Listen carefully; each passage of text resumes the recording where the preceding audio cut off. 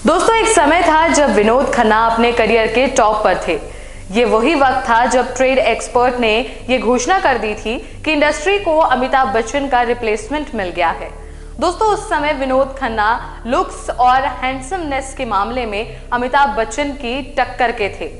लेकिन उस वक्त विनोद खन्ना के जीवन में एक ऐसा शख्स आया जिसने विनोद खन्ना के करियर को अर्श से फर्श पर पहुंचा दिया, जिसने विनोद खन्ना के स्टारडम को खत्म कर दिया। दोस्तों, ये शख्स कोई और नहीं, महेश भट्ट था। अब आप सोच रहे होंगे कि उस समय ऐसा क्या हुआ था।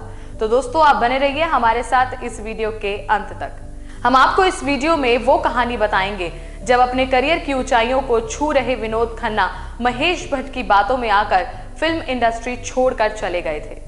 दोस्तों, 80 के दशक में विनोद खन्ना स्टारडम के चरम पर थे।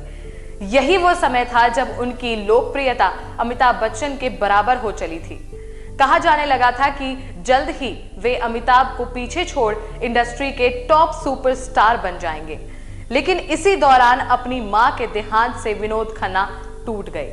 इस समय उनके दोस्त महेश भट्ट ने उन्हें अध्यात्म की ओर जाने की सलाह देते हुए ओशो रजनीश के बारे में बताया। दोस्तों, ये वो समय था जब महेश भट्ट एक स्ट्रगलिंग एक्टर थे, लेकिन विनोद खन्ना सुपरस्टार थे।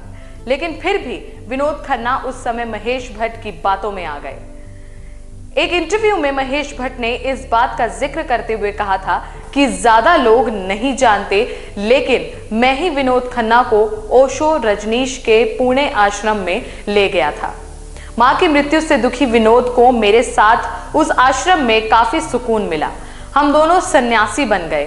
हम उन दिनों भगवा चोला पहना करते थे। कुछ समय बाद मैं आश्रम से निकल आया, लेकिन विनोद वहीं रुक गए। उन्हें ओशो ने वहां रुकने के लिए मना लिया और फिर वे विनोद को अपने साथ अमेरिका ले गए। 5 वर्ष तक सन्यासी जीवन जीने के बाद विनोद फिर से मुंबई आ गए और फिल्मी दुनिया में दोबारा कदम रखा। विनोद खन्ना की फिल्मों में फिर से जगह बनाने की कोशिश नाकाम रही। दोस्तों, ब्लैडर कैंसर के चलते 27 अप्रैल 2017 को विनोद खन्ना का निधन हो गया। उनके निधन की खबर सुनकर महेश भट्ट ने एक फोटो शेयर करते ट्वीट पर लिखा, वो भी क्या दिन थे मेरे दोस्त, वो दिन कभी खत्म नहीं हो सकते। हम हमेशा गाएंगे और डांस करेंगे। दोस्तों, महेश भट्ट को सबसे पहले विनोद खन्ना को 1979 में आई फिल्म लहू के 2 रंग में डायरेक्ट करने का मौका मिला था। तब विनोद खन्ना को इंडस्ट्री में 5 साल ही हुए थे। इसके बाद दोनों दोस्त बन गए। एक इंटरव्यू में महेश भट्ट ने कहा था, हम करीबी दोस्त थे। हम उनकी मर्सिडीज में ओशो आश्रम जाया करते थे।